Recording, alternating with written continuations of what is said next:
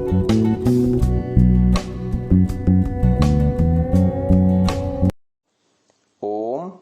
नमस्ते जी। पुस्तक नाम सत्य की खोज। इसके लेखक हैं स्वामी विवेकानंद जी, परिव्राजक, दर्शन योग महाविद्यालय, रोजड़, गुजरात। भूमिका लिखते हैं स्वामी जी, यह संसार बड़ा विचित्र है, अनादिकाल से चल रहा है और अनंत काल तक चलेगा। इस संसार में 3 पदार्थ अनादि हैं, ईश्वर, आत्मा और प्रकृति। आत्मा अनादिकाल से कर्म कर रहा है, ईश्वर अनादिकाल से उसके कर्मों का फल दे रहा है, इस प्रकृति अर्थात संसार के माध्यम से दे रहा है। आत्मा संसार में जन्म लेता है, सुखी दुखी होता है, फिर यहां से जन्म मरण से छूटकर वह मोक्ष में चला जाता है। जो लोग यहां संसार में जन्म लेते हैं वे जब तक अविद्या, राग, द्वेष आदि पंच क्लेशों से ग्रस्त रहते हैं तब तक उनका अगला जन्म चलता रहता है, तब तक उनका मोक्ष नहीं हो पाता। जब अविद्या, राग, द्वेष आदि पंच क्लेश पूरी तरह से समाप्त हो जाते हैं तब उनका मोक्ष हो जाता है, अर्थात जन्म मरण से एवं सब दुखों से छुटकारा और ईश्वर के आनंद की प्राप्ति हो जाती है। इस मोक्ष प्राप्ति का उपाय है सत्य ज्ञान या तत्व ज्ञान या वास्तविक ज्ञान अर्थात यथार्थ ज्ञान। सत्य ज्ञान को कैसे प्राप्त करें, सत्य की खोज कैसे करें, इसकी बड़ी सूक्ष्म और सुंदर विद्या वेदों के आधार पर महर्षि गौतम जी ने न्याय दर्शन में प्रस्तुत की है। यदि व्यक्ति चाहे तो इस विद्या की सहायता से सत्य की खोज कर सकता है और उस सत्य ज्ञान की सहायता से वह न्याय पूर्वक शुद्ध भाषा बोलकर उत्तम आचरण करके अपने व्यवहार को भी शुद्ध कर सकता है तथा जन्म मरण से छूटकर मोक्ष को भी प्राप्त कर सकता है।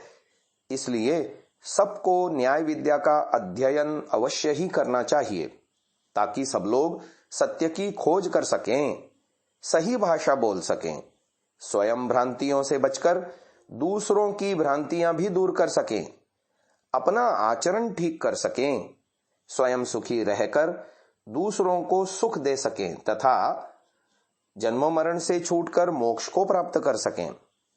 सही सोचने और सही बोलने के लिए महर्षि गौतम जी ने बताया कि प्रमाण और तर्क से सोचना तथा बोलना चाहिए।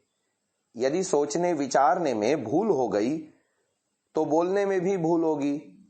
इसलिए यदि शुद्ध एवं सत्य बोलना चाहते हैं तो पहले अपने चिंतन को शुद्ध करें।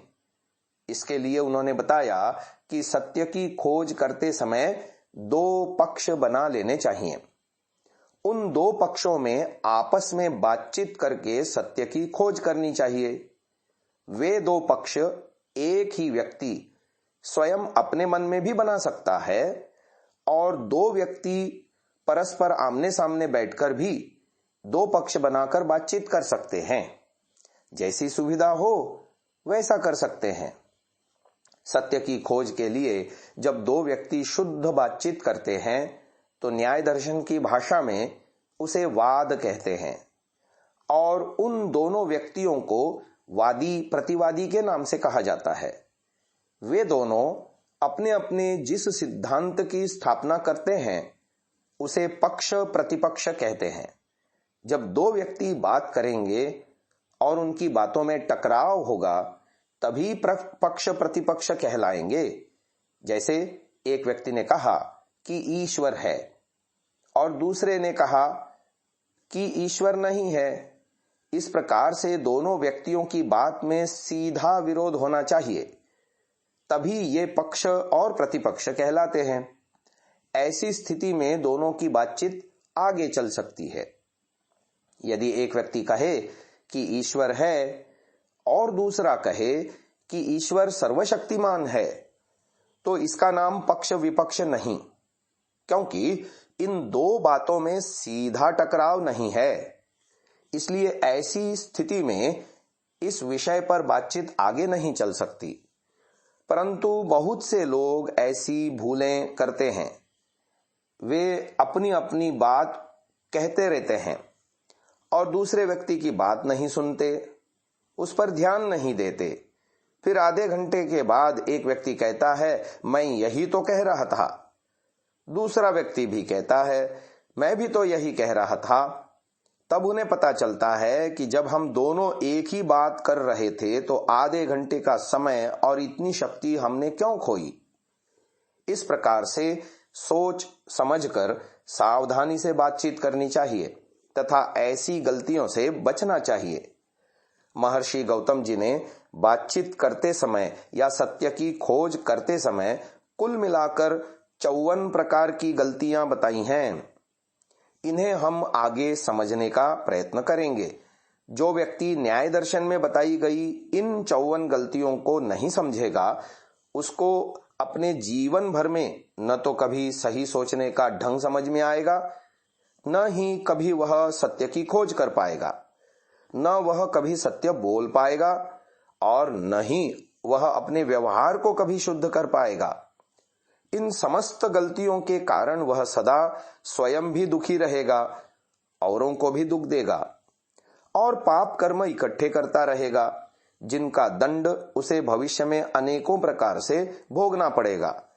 अतः इन सब समस्याओं से छूटने के लिए महर्षि गौतम जी द्वारा बताई गई वैदिक न्याय विद्या को पढ़ना अत्यंत आवश्यक है।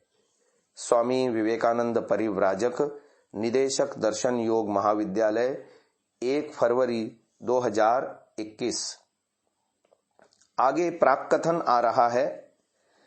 सृष्टि के आरंभ में ईश्वर ने 4 वेदों का ज्ञान दिया। उन वेदों में लौकिक एवं आध्यात्मिक सैकड़ों विद्याएं बताई। उन विद्याओं में से एक विद्या है न्याय विद्या या न्याय दर्शन। इस विद्या की सहायता से व्यक्ति अपनी सांसारिक समस्याओं को भी सुलझा लेता है और मोक्ष को भी प्राप्त कर लेता है। वैदिक न्याय विद्या को समझने के लिए महर्षि गौतम जी ने एक ग्रंथ बनाया, न्याय दर्शन। न्याय दर्शन में कुल मिलाकर 5 अध्याय हैं। प्रत्येक अध्याय में 2-2 आहनिक हैं। सूत्र लगभग 528 हैं। इस न्याय दर्शन नामक ग्रंथ में जो सूत्र हैं वे महर्षि गौतम जी के हैं और इन सूत्रों पर संस्कृत भाषा में प्रामाणिक भाष्य महर्षि वात्स्यायन जी ने किया।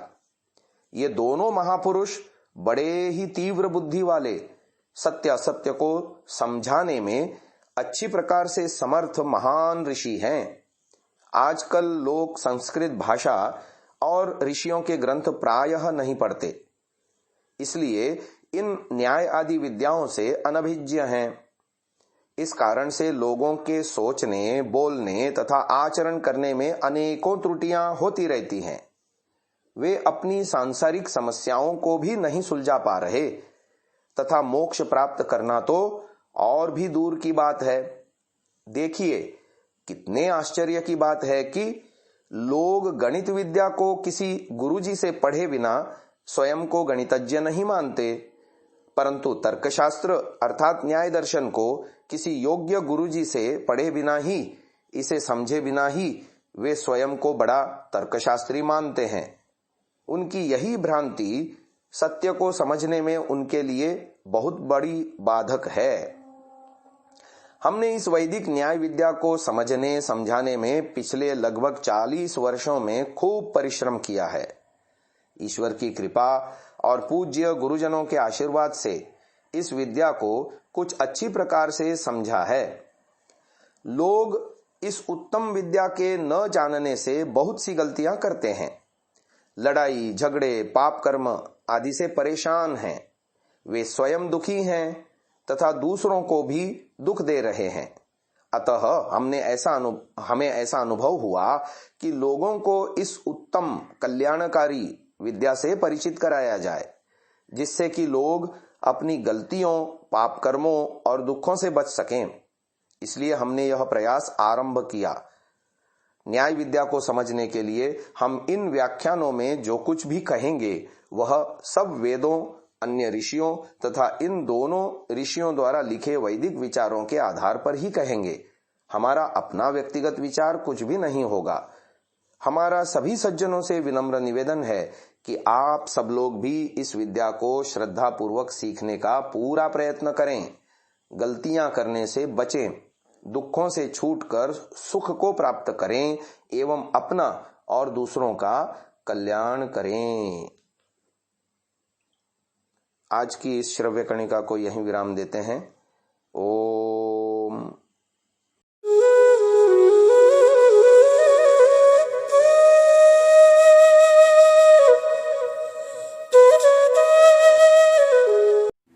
डाउनलोड सांसा ऐप, आरवीरदल ऐप, विजिट sansa.org, rvirdal.in।